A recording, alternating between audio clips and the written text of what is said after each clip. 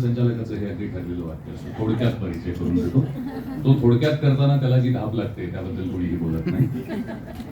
पुणे विद्यापीठातून BA-MS, SNDT विद्यापीठ मुंबई येथून MA clinical psychology, rational emotive behaviour therapy अर्थात REBTच्या प्रमाणित एक्सपर्ट तज्ज्ञ, संमोहनशास्त्र या विषयात SCCP युनायटेड किंगडम इथून प्रशिक्षण आणि सद्यस्थितीत स्पाउजल व्हायलन्स अर्थात वैवाहिक हिंसा या विषयात त्या PhD करत आहेत.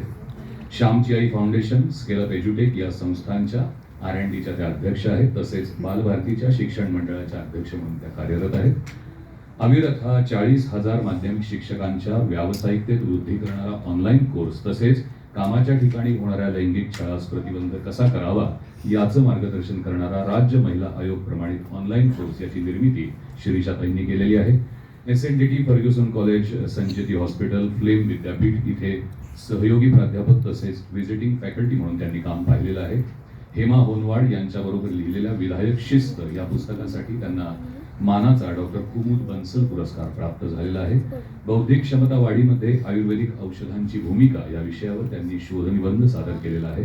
विविध वृत्तपत्रे आणि नियतकालिकातून त्या विपुल लिखाण करत असतात. तसेच रेडिओ आणि दूरचित्रवाणी कार्यक्रमातून विषयाला अनुरूप अशा माध्यमातून त्या समाजोपयोगी, समाजाभिमुख आणि समाजाला जागृत करणारं काम करत असतात. सुसंवाद, साथी, टाटा ट्रस्ट, मावळ महिला विकास, शिक्षण प्रबोधिनी, मासूम, स्वाधार, बापू अशा विविध सेवाभावी संस्थांशी विविध भूमिकातून त्या निगडीत आहेत. अशा अखंड कार्यमग्न आजच्या प्रमुख अतिथी डॉक्टर शिरीषा साठे यांना मनोगत व्यक्त करण्याची मी विनंती करतो.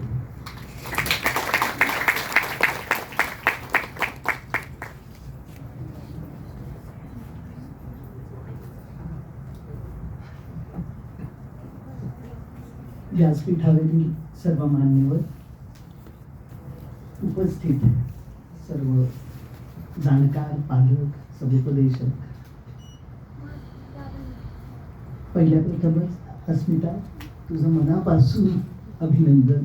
हे पुस्तक लिहिलंस आणि ते प्रकाशित झालं याचा खरोखरी मला मनापासून आनंद होतोय.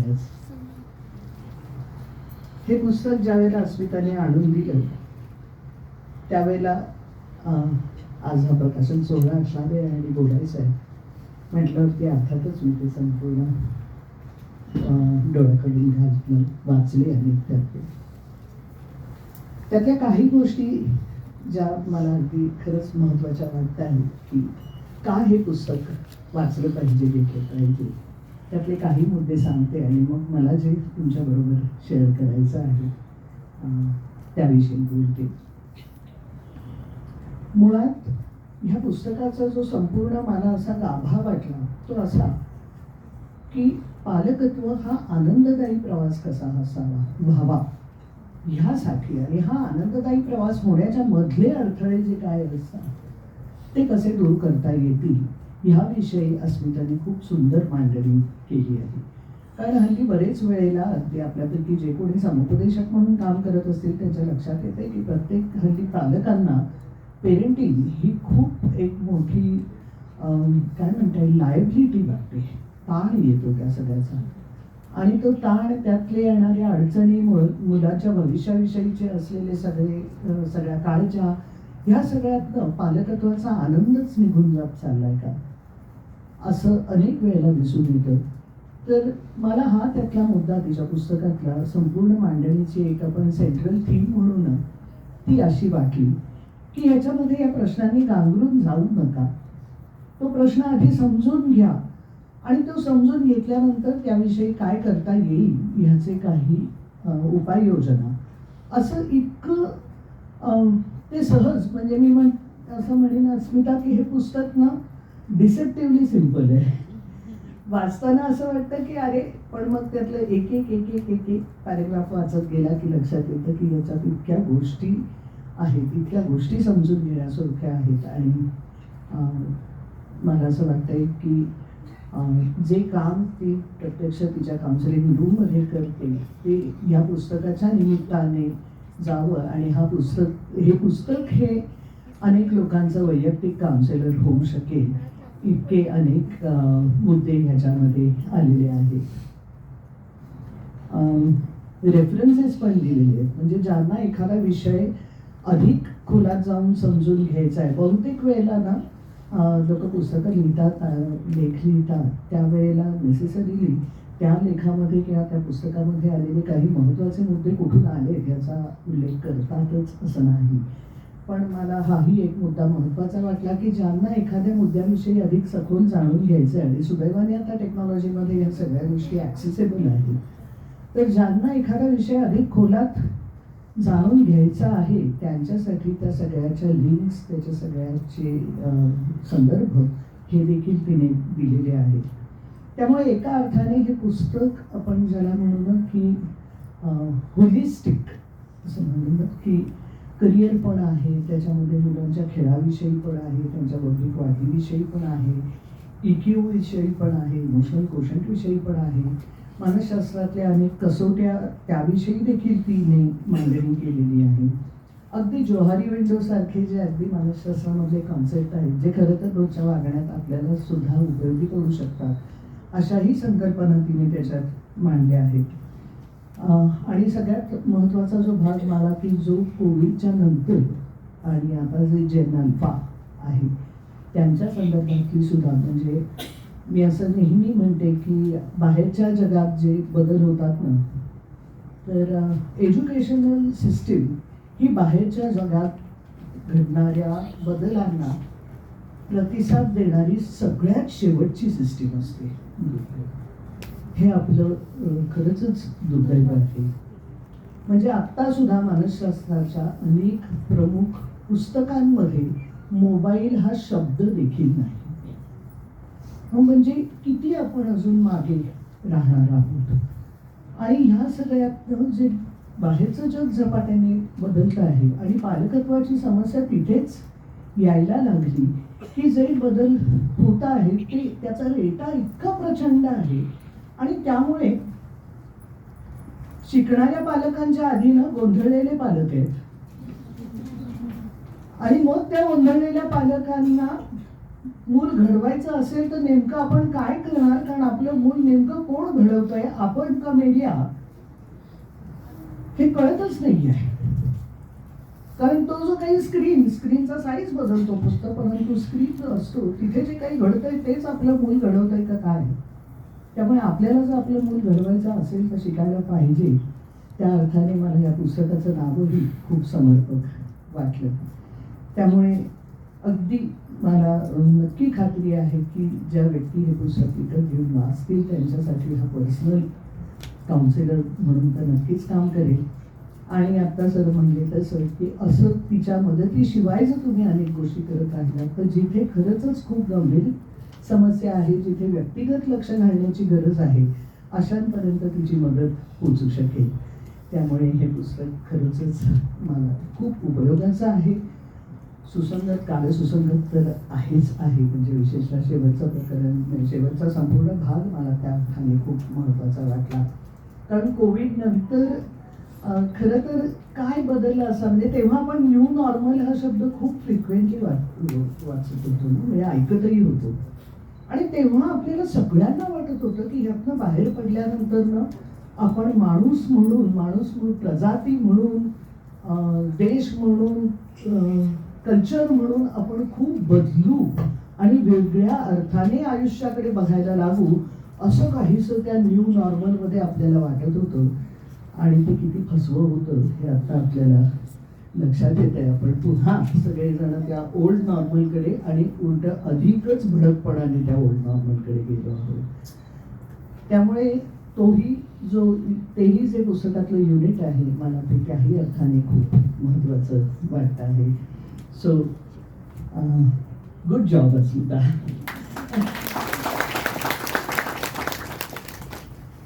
स्टुडंट असल्यामुळे मी अगदी हक्काने ते म्हणू शकते. आता मला जे तुमच्याबरोबर ह्याच संदर्भात मांडायचं आहे, आता अस्मिताच्याही बोलण्यात, सरांच्याही बोलण्यात काही जे मुद्दे आहेत, आणि मला असं वाटतं की समाजातल्या काही जाणीवेने जगणारी जी माणसं आहेत ना त्यांना हे सगळंच भेडसावत आहे, त्रास होतो, काय करावं कळत नाही आहे. आणि त्याच्यामध्ये हा पालकत्वाचा जो एक मुख्य मुद्दा आहे तो मला असं वाटतं खूप महत्त्वाचा आहे, तो खूप की एरिया आहे ती. हे पालकत्वाविषयी किंवा ओव्हरऑल चाइल्ड सायकोलॉजीविषयी अनेक पुस्तकं लिहिलेली आहेत. लेखिकेचं तिच्या पहिल्या पुस्तकातलं पहिलं वाक्य असं होतं की I was the best mother in the world till my first child was born. हे खरंच आहे. पालकत्व हे ट्रायल एररच असणार आहे. काही गोष्टी काही अंशी काही वेळा लागू पडणार आहेत आणि त्यातनंच आपणही घडणार आहोत आणि त्यातनंच आपलं मुलंही घडणार आहे. कारण पालक म्हणून जर आपला घडण्याचा प्रवास थांबला तर मुलाचा तो होण्याची शक्यता अजिबातच नाही. कालच एका शिक्षकाच्या गटाशी बोलत होते. त्यांना म्हटलं तुमचं शिकणं थांबलं ना तर तुमचे विद्यार्थी तुमच्याकडनं काहीच शिकणार नाहीये. त्यामुळे शिक्षकाचं शिकणं चालू असणं हे जितकं गरजेचं आहे तसंच पालकांचं मूल असणं हे पण गरजेचं आहे, शिकणं हेही गरजेचं आहे. तरच काहीतरी त्या संपूर्ण प्रवासात उत्तम असं घडू शकतो. त्यातले काही जे मुद्दे की हे गोंधळ आता का होत आहेत ह्याचा एक थोडासा काय म्हणता येईल कॅनव्हास तुमच्या बरोबर शेअर करावा असं मला वाटतं. हल्ली VUCA हा शब्द अनेक वेळेला बोलला जातो, वापरला जातो आणि आपल्यापैकी ज्यांना हा शब्द फार परिचित नसेल त्यांच्यासाठी सांगते VUCA is V for volatile, U for uncertain, C for complex आणि A फॉर ॲम्बिग्युअस. म्हणजे आत्ता आपण ज्या जगात आहोत ना आपण तिथे या सगळ्या चारही गोष्टी सतत दिसत आहेत. म्हणजे समाज म्हणून सुद्धा आपण इतके वोलाटाईल झालो आहोत की अगदी रस्त्यावरती दोन वाहनांची छोटीशी धडक सुद्धा व्हायचा अवकाश की तिथे लगेच हमरी तुमरीवरती येऊन लगेच सुरूच होतं, लगेच त्याच्या बाजूला घोळका सुरू होतो. आणि साधारणपणे नियम असा असतो की लहान वाहन आणि मोठ्या वाहनाची धडक झाली तर मोठ्या वाहन चालवणारा दोषी असतो, असा एक सर्वसाधारणपणे नियम असतो आणि मग त्याला गाठलं जातं. सांगायचा मुद्दा असा की हे वोलाटाईल सगळीकडेच म्हणजे कुठेच आपल्याला ना, कारण याच्यामध्ये काही आपल्याला मेसेज आपल्याला सातत्याने गेल्या काही वर्षांमध्ये दिले गेले आहेत. म्हणजे मी असं नेहमी म्हणते की दॅट यू कॅन असं सतत सांगितलं गेलं की हे तुम्ही करू शकता आणि आपल्याला कळलंच नाही की या दॅट यू कॅनचं आपण रूपांतर देअरफॉर यू शुड,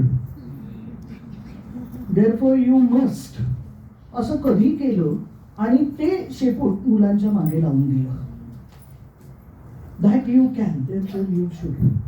अमुक एक मार्क मिळाले. मार्क हा तर आपल्या म्हणजे शिकण्याच्या प्रक्रियेचं आपण एक प्रॉडक्ट तयार केलं मार्क नावाचं आणि मग सगळ्यांच्या अँझायटी, सगळ्यांचे कन्सर्न आणि सगळ्याचं अर्थकारण ह्या प्रक्रियेचं जे प्रॉडक्ट केलंय मार्क नावाचं त्याच्या भोवती फिरायला लागलं.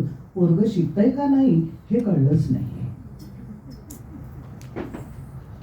आणि त्यामुळे आपला प्रश्न खरंच अनएम्प्लॉयमेंट आहे का अनएम्प्लॉयबिलिटी आहे हा प्रश्न काम करताना अनेक वेळेला पडतो.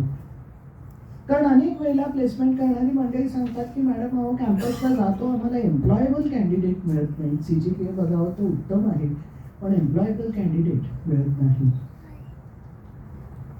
कारण म्हटलं तसं की ती प्रक्रिया आपण दुर्लक्षितच केली. सगळा फोकस आहे तो त्या मार्कांच्या वरती ठेवला. मग क्लासला असलेलं अर्थकारण तिथूनच सगळंच अर्थकारण त्याच्या भोवती फिरायला लागलं आणि मग तिथे अनेक गोंधळ शिक्षणाविषयीचे म्हणजे मुख्यच त्या शिक्षणाचा आत्मा हरवल्यासारखं शिक्षण आपण देतो आहोत, ज्याच्यामध्ये जगायचं कसं हे शिक्षण राहूनच जातं आणि मग ज्या पुढे सगळ्या समस्या येतात आणि मग आता असं दिसतंय की शिक्षण आर्थिक किंवा ज्याला सोशो इकॉनॉमिक क्लास म्हणतात ते शिक्षण ह्या कशाचाच घडत असलेल्या गुन्ह्यांचा इथपासून ते आत्महत्यांचा किंवा महिलांवर होत असलेल्या अत्याचारांचा या कशाचाच ह्या 3 गोष्टींशी संबंध राहिलेला आपल्याला कुठेही दिसत नाही. याचा अर्थ काहीतरी गडबडतोय. कारण पैशाचाही पुन्हा मुद्दा तोच आहे. म्हणजे एक जो विरोधाभास हल्ली नेहमी दिसतो की गुड लाईफ कशाला म्हणायचं हे आता बाजार ठरवतोय. आणि मग त्या बाजाराने ठरवलेल्या संपूर्ण गुड लाईफचा आपण सगळे पालक म्हणून, सगळी मोठी माणसं म्हणून, मुलं हा चेस करत नाही आता, आपण करतो आहोत. आणि मग गंमत अशी दिसते, विशेषतः शहरांमध्ये, त्या गुड लाईफमध्ये तुमचं एक उत्तम मोठंच्या मोठं घर असावं, ते सगळ्या सुखसोयींनी युक्त असावं. ह्या सगळ्यासाठी अर्थातच भरपूर जास्ती पैसा लागणार. तो पैसा आई वडील गुड लाईफ आणि गुड पेरेंट आणि आमच्या मुलाला आम्ही चांगलं आयुष्य देतो यासाठी जमा करणार. त्याच्यासाठी दोघंही आई वडील घराबाहेर. बर, त्या घरामध्ये सगळी अद्ययावत सगळी उपकरणं, त्याच्यामध्ये स्क्रीन नावाचा एक मोठा व्हर्च्युअल वर्ल्डचा एक मोठा आहे. आपलं पोरगं जर घरी राहिलं तर हा इलेक्ट्रॉनिक प्रिडेटर आपल्या मुलाची शिकार करेल. म्हणून त्या मुलालाही घरी ठेवायचं नाही, त्याला कुठेतरी डेकेअरमध्ये तरी ठेवायचं किंवा कुठल्या तरी क्लासला घालायचं. तिथून झालं की छंदवंताला घालायचं. कारण हे पोरगं घरी राहिलं तर हे इलेक्ट्रॉनिक प्रिडेटर आपल्या मुलाची शिकार करतील. म्हणून त्या पोराला तिथे ठेवायचं नाही. वीकेंडला घरी बसणं हे बाजाराने सांगितलंय की ह्याच्या इतकं डल आयुष्य नाही. म्हटल्यावरती वीकेंडला आपण बाहेर पडलंच पाहिजे. म्हणजे पुण्यातनं बाहेर पडायच्या कुठल्याही रस्त्याला शुक्रवार संध्याकाळ आणि रविवार संध्याकाळ या 2 वेळेला बघा ट्रॅफिक जॅम दिसतं. कारण बाजाराने सांगितलं आहे की तुम्ही घरी बसला काही न करता किंवा घरातली कामं करत किंवा शांतपणे एकमेकांबरोबर नुसते काही न करता बसला तर ह्याच्या इतकं डल लाईफ वाया, म्हणजे फुकट. म्हणजे गंमत बघा की त्या 4 भिंती, अद्ययावत इंटिरियर, ती सगळी गॅजेट्स ही घरात आणि बाकी सगळे घराबाहेर. आणि ह्याविषयी आपण कुठलेही प्रश्न स्वतःला विचारायला तयार नाही. होतंय काय ना, जे प्रश्न समोर येत आहेत आपण करतोय काय, तर त्या प्रश्नांची उत्तरं ज्या रस्त्याला लागलो होत ना त्याच रस्त्याला मिळतील असं वाटतंय आपल्याला. जिथे निर्माण झाले तिथे त्याची उत्तरं नाहीच आहेत. तुम्हाला या प्रश्नांची उत्तरं हवी असतील तर ती दुसऱ्या रस्त्याला जाऊनच, की व्हॉट कॉन्स्टिट्यूट्स गुड लाईफ हे मुलांना आपण कधीतरी, आणि मुलांना सांगण्यापेक्षा सुद्धा they are always watching you. तुम्ही सांगितल्याने काही होणार नाहीये, तुम्ही जगताय कसं त्याच्यावरती दिसतंय. आणि मग तुमच्या संपूर्ण जगण्यामध्ये, तुमच्या चॉईसेसमध्ये ह्याच सगळ्याचा वेध घेणं दिसत असेल तर कशाविषयी बरं आपण बोलतो आहोत. आणि हे प्रश्न मला असं वाटतंय की हे मॅगी 2 मिनिट नूडल सारखे सुटणारे प्रश्नच नाही आहेत. कारण आपल्याला काही प्रश्न स्वतःला विचारायला लागणार आहे. करिअरचा सुद्धा विषय जेव्हा निघतो त्यावेळेला पद, प्रतिष्ठा, पगार, परदेश विषय संपला. काय सांगतो बरं आपण? ह्याच्यामध्ये सामाजिक शिस्तीचा कुठे मुद्दा येतोय का? त्याच्यामध्ये माणसं जोडण्याचा मुद्दा कुठे येतोय का? त्याच्यामध्ये चांगलं आयुष्य कशाला म्हणावं तर खूप जोडलेली माणसं असावी, म्हणजे जो मगाशी हॉस्पिटलने उल्लेख केला, हे कधी आपण विचारणार आहोत स्वतःला? आणि कधी ह्यातले काही बदल महत्वाचे आपण करणार आहोत का? नाही तर आपण त्याच रस्त्याने पुढे जात राहणार. आणि मग तिथे ही सगळी प्रलोभनं आहेतच आहेत. पोर्शेचा देखील उल्लेख केला. पोर्शे हे सांगू का, टिप ऑफ द आइसबर्ग आहे. कारण मुलांना या सगळ्या सोयी सुविधा देताना आई वडील म्हणतायत की बेटे आम्ही कष्ट करतो, तू ऐश कर, तुझं सगळं सुखात गेलं पाहिजे. म्हणजे आम्हाला जे मिळालं नाही ते आम्ही आमच्या मुलांना देतो. हे अगदी हल्ली परवलीचं वाक्य आहे. आणि हे कशाबाबत वापरतो आपण? ज्या सगळ्या सोयी सुविधा आणि सुखसोयी किंवा चैनीच्या वस्तू आहेत ह्या बाबतीत आपण वापरतो ना. म्हणजे मला एक चप्पल तुटून म्हणजे आता रिपेअर करण्याच्या पलीकडे गेल्याशिवाय दुसरा चपलेचा जोडा मिळत नव्हता. मग मी आता माझ्या मुलाला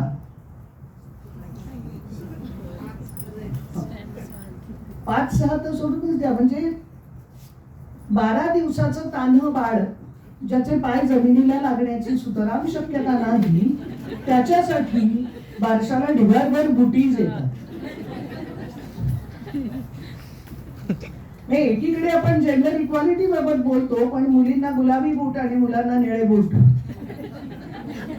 बाजाराने ठरवलेलं आहे. आणि आपल्याला कळत पण नाही की ह्या कृतीतनं आपण कुठली बिलीफ पक्की करतो आहोत.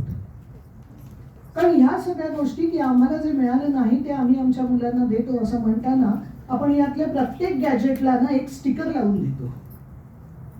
आणि ते स्टिकर असं आहे की डिप्रायव्हेशन्स आर हॉरिबल. तुम्हाला हवी ती गोष्ट हवी त्या वेळेला हवी तितक्या प्रमाणात मिळाली नाही तर हे खूप भयंकर आहे. आणि तसं आमच्या वाट्याला आलं ते तुझ्या वाट्याला येऊ नये याचा आम्ही कसोशीने प्रयत्न करू. मग पोरग ते गॅजेट पण घेतं आणि हे स्टिकर पण घेतं. आणि त्याचं एक बिलीफ पक्क होतं की I should get what I want when I want the way I want.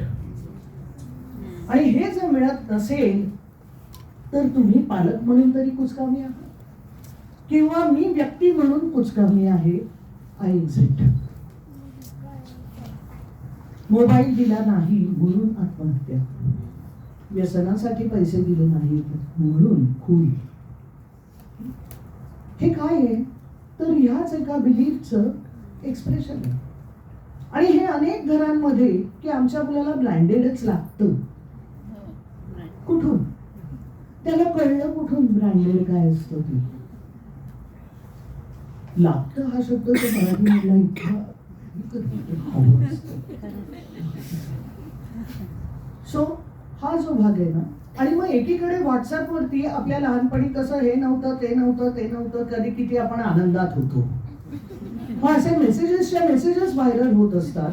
मला प्रश्न पडतो की नेमकं यातलं खरं काय होतं?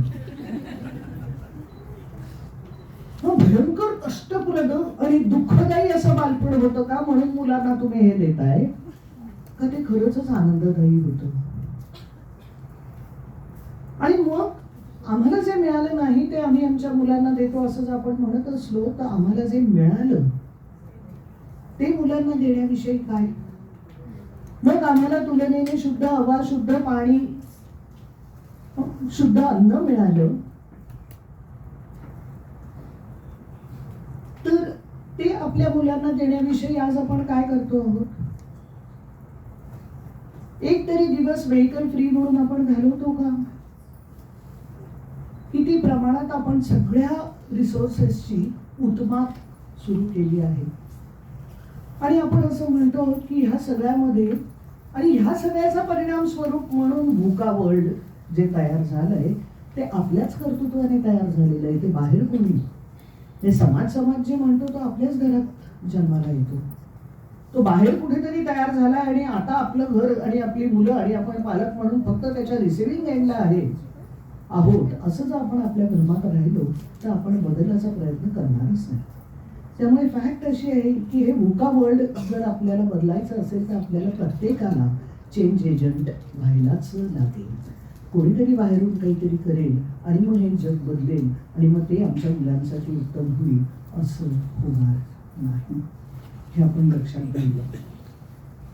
त्यामुळे ज्या गोष्टी बाहेरच्या जगामध्ये आपण गृहीत धरल्या होत्या, जी जोडलेली माणसं होती, म्हणजे टपरीवर जर एखादा शेजारच्या आळीत राहणारा मुलगा दिसला तर काकू हटकत होत्या की इथं काय करतोयस?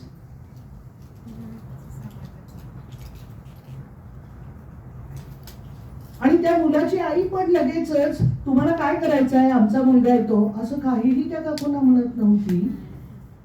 हे हटकावं हे काकूंना त्यांची जबाबदारी वाटत होती. कारण पानपट्टीवर जर हा मुलगा दिसत असेल लहान वयाने तर काहीतरी गडबड आहे आणि त्याला तिथे झापलंच पाहिजे. हा जो त्या इकोसिस्टीम मध्ये असलेलं जोडलेपण आणि एक विजडम होता. म्हणजे मला आठवत आहे की खूप काहीतरी अति खेळणं अति हसणं झालं ना की आजी किंवा आई म्हणायची बास आता. हा इनफ माइंडसेट आपण कधीतरी आपल्या आयुष्यात आणणार आहोत का नाही. कारण नाही तर बाजार तुम्हाला सांगत राहणार का एवढ्याने पोट भरत नाही का, आता एवढ्याने एक्साइटमेंट मिळत नाही का, अजून पुढे जा. सगळी अंमली पदार्थ, सगळे व्यसन लागणारे पदार्थ हे यातनंच तर निर्माण झाले. आणि म्हणून मी म्हटलं की पोर्शे हा फक्त टिप ऑफ द आइसबर्ग आहे. बाकी सगळ्या घरांमध्ये लहान मोठे पोर्शे घडतातच आहेत आणि रोज घडतात. कारण मुलांना आपण संदेश देतो आहोत की गुड लाईफ म्हणजे हे, ते मिळवण्यासाठी आम्ही कष्ट करतो, पण तू मात्र या आयुष्याचा फक्त आणि फक्त उपभोग घे. आणि मग मुलं ते चोख करतात. आणि मग एका टप्प्यावरती पालक मला येऊन म्हणतात की अहो याला हार्डवर्क करायला नको, हार्डवर्क केल्याशिवाय कसं याला काही मिळणार. माझा साधा प्रश्न असतो की या मुलाचा आजवरचा अनुभव काय सांगतोय. त्याचा अनुभव जर हे सांगत असला की तू काहीही केलं नाहीस, जागता हल्ला नाहीस तू, तरी सुद्धा तुला तुझ्या कॉटवर तुझं जेवायचं, आणि ते सुद्धा फरमाईश करून. म्हणजे अनेक वेळेला मुलांना ब्रेकफास्टला तुला काय हवंय, अमुक काय हवंय, किंवा पालक म्हणतात की कडी लावून तो त्याच्या खोलीत बसतो. किती वेळा सांगावं हाक मारांगे बाहेर येत नाही. किंवा त्याला ब्रेकफास्टला हे विचारते ते विचारते ते विचारते, शेवटी तो झोमॅटोवरनं काहीतरी मागवतो. माझा एक साधा प्रश्न पालकांना असतो की तुम्ही घर चालवत आहात का हॉटेल चालवत आहात. घर चालवत असलात तर मुलाला मेनू कार्ड असायची गरज नाही. जो न्यूट्रिशनल आणि विचारपूर्वक केलेला जो काही स्वयंपाक आहे, जे काही अन्न आहे ते घरातल्या सगळ्यांसाठी. घर चालवत असलात तर मुलांना ती स्पेस असावी, कारण आता घरं मोठी आहे. पूर्वी एका खोलीत जेव्हा राहत होते, 2 खोल्यांमध्ये अख्खं कुटुंब राहत होतं, तेव्हा स्वतःची स्पेस वगैरे असा काही मुद्दा नव्हता. जी काही होती ती कॉमन स्पेस होती. आता ठीक आहे, ह्या कल्पना बदलल्या म्हणून वेगळी त्यांना जागा मिळते, but they don't on it. आणि हे जर त्यांना सांभाळता येत नसेल, त्यांची खोली नीट ठेवता येत नसेल आणि खोलीला कडी लावत असेल, तर मुलांच्या खोलीला आतनं कडी असण्याचं कारणच नाही. नॉक करून त्यांची प्रायव्हसी हे करता येईल, नॉक करून आत जावं ही शिस्त प्रत्येकाने पाळावी, पण त्यांच्या खोलीला आतनं कडी असण्याची गरज नाही. या बारीक बारीक गोष्टी आहेत, पण ह्यातनं आपण मुलांना ह्या गोष्टी जेव्हा घडत असतात तेव्हा मुलांना संदेश देतो that we owe it to you. आणि मग मुलं दरबारात सगळ्यांना ठेवतात कामाला, शिस्तशीर ठेवतात. मग डबा बनवून देण्यापासून ते मग मुलाने शाळेत वेळेत जावं ही आई वडिलांची गरज होते, मुलाची नाही. पोरगं निवांत असतं. आई वडिलांची गरज का, तर एक शाळा ती बस गेली किंवा रिक्षा गेली तर जाऊन पोचवायला लागेल, म्हणजे वेळ जाणार. किंवा तशी काही हे नसेल म्हणून घरीच राहिलं तर पुन्हा हे इलेक्ट्रॉनिक प्रेडेटर्स आहेत ना घरी. म्हणजे कशी गणित आपण घालून घेतली आहे, इतकं इंटरलॉकिंग लॉजिक आपण लावतो आहोत. आणि ह्याविषयी जर आपण काही मुख्य प्रश्न विचारले नाही तर ही तांगडी सुटणार की नाही हे आपण नक्की लक्षात घेऊया.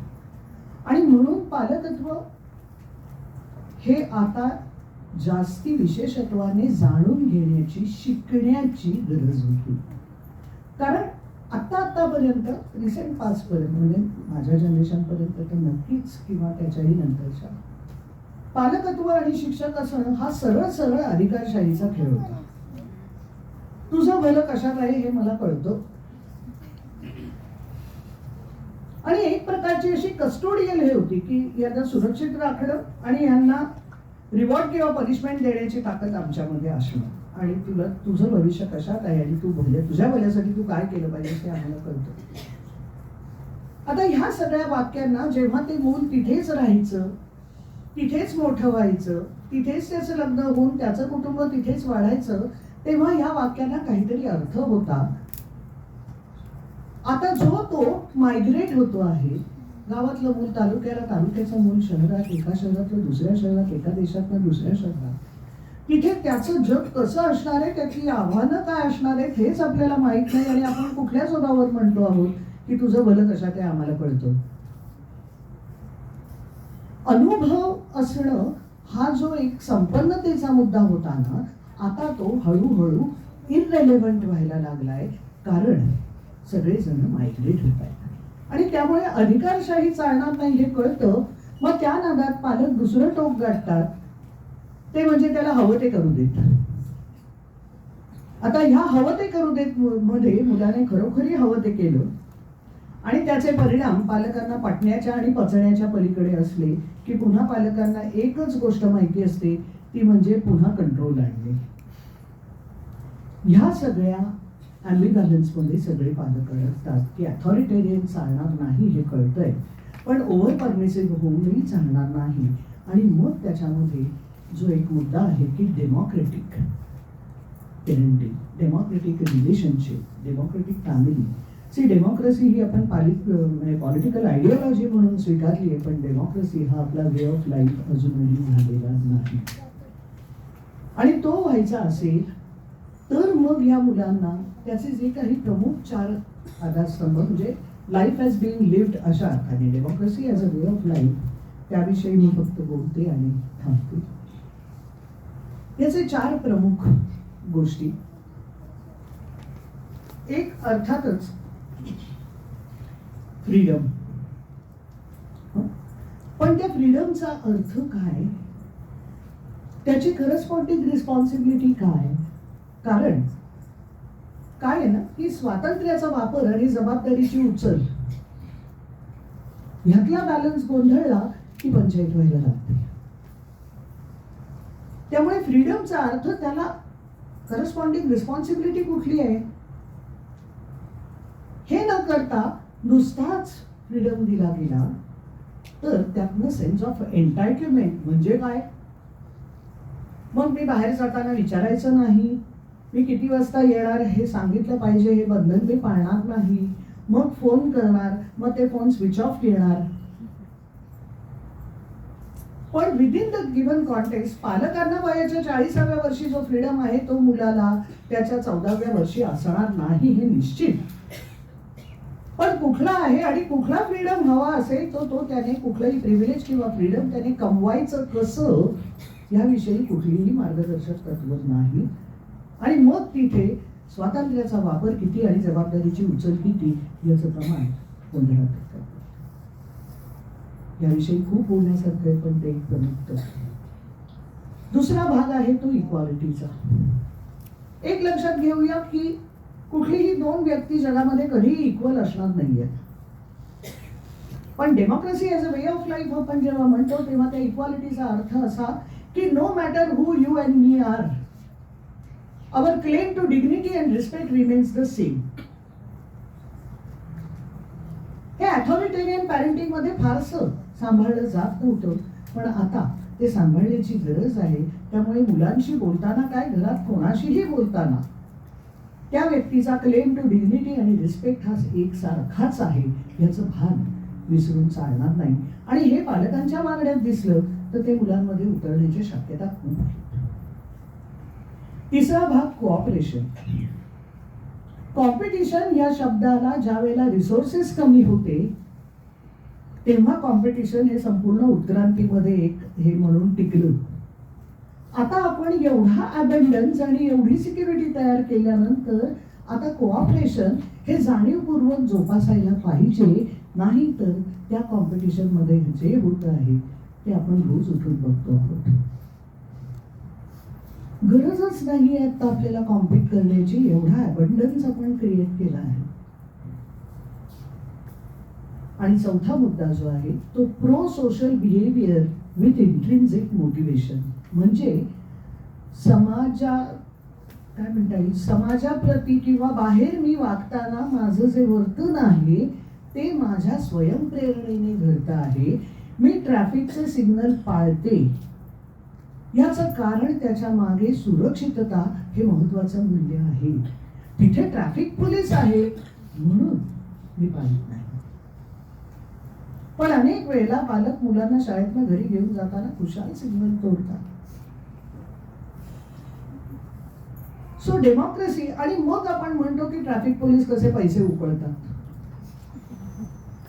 पण मुद्दा हा आहे. So democracy as a way of life आपण जेव्हा म्हणतो तेव्हा ह्या 4 सूत्रांचा विचार जर आपण केला नाही, व्हॉट कॉन्स्टिट्यूट्स गुड लाईफ याचा विचार जर आपण केला नाही आणि त्यानुसार आपण जर चेंज एजंट झालो नाही तर पालकत्व हे दिवसेंदिवस अवघड होईल. हा भाग खराच. मुलांनाही यातनं दिशा मिळणार नाही. आत्ताच्या मुलांचा सगळ्यात मोठा प्रश्न त्यांना दिशा मिळत नाहीये. आणि ती दिशा देण्यासाठी आपल्याला जर सक्षम, कारण आपल्याशिवाय दुसरं कोणीही त्यांना ही दिशा देणार नाही.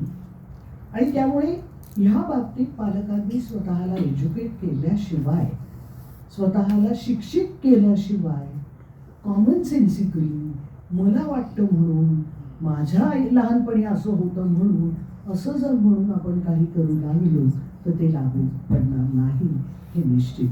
आणि म्हणूनच अशाच सारख्या पुस्तकांची गरज मला जास्ती वाटते. शेवटची एक फक्त गोष्ट सांगते आणि थांबते. ती गोष्ट अशी की ज्या वेळेला ईमेल आणि हे सगळं असं नव्याने सुरू झालं होतं तेव्हा मला एका मित्राने पाठवलेली गोष्ट होती.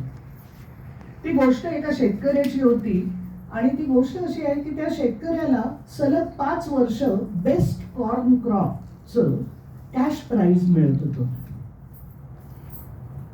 आणि एका शहरातलं यांच्यासारखंच एक मासिक ठरवतं की ह्याच्यावरती कव्हर स्टोरी लिहायची, बेस्ट कॉर्न क्रॉप आणि त्याच्यासाठीचं असलेलं हेवी कॅश प्राइज. म्हणून त्यांचा एक जर्नलिस्ट त्या शेतकऱ्याच्या गावी जातो आणि तो शेतकरी काहीतरी कामात व्यस्त असतो म्हणून तो त्याच्या बाहेर काही गावकरी जमलेले असतात इतर गावांमधले आणि तो त्यांच्याशी गप्पा मारतो. जर्नलिस्ट असतो त्यामुळे गप्पा मारत बसतो. तर त्याला अशी एक माहिती कळते की हा शेतकरी दरवर्षी पंचक्रोशीतल्या सगळ्या गावकऱ्यांना, शेतकऱ्यांना उत्तम बियाणं पुरवत असे. आता हा जर्नलिस्ट एका शहराचा प्रॉडक्ट ज्याला कॉम्पिटिशन हेच माहिती, त्याने मुलाखतीला सुरुवात केल्या केल्या पहिला प्रश्न हा विचारला की असं असं मी बाहेर ऐकलं, ते खरं आहे का? तर तो शेतकरी म्हणला हो हे खरं आहे. तर तो म्हणला तुम्हाला भीती नाही का वाटत? हेच शेतकरी आता तुमचे कॉम्पिटिटर म्हणून उभे राहतील. बरं ही काही ट्रॉफी वगैरे नाही आहे की माझ्याकडे 5 वर्ष होती आता ती कोणाकडे गेली तर चालेल. हे कॅश प्राइस आहे आणि हेवी कॅश प्राइस आहे. आणि तुम्हाला भीती नाही का वाटत की हेच शेतकरी तुमचे कॉम्पिटिटर म्हणून येतील आणि तुमचं ते बक्षीस जाईल?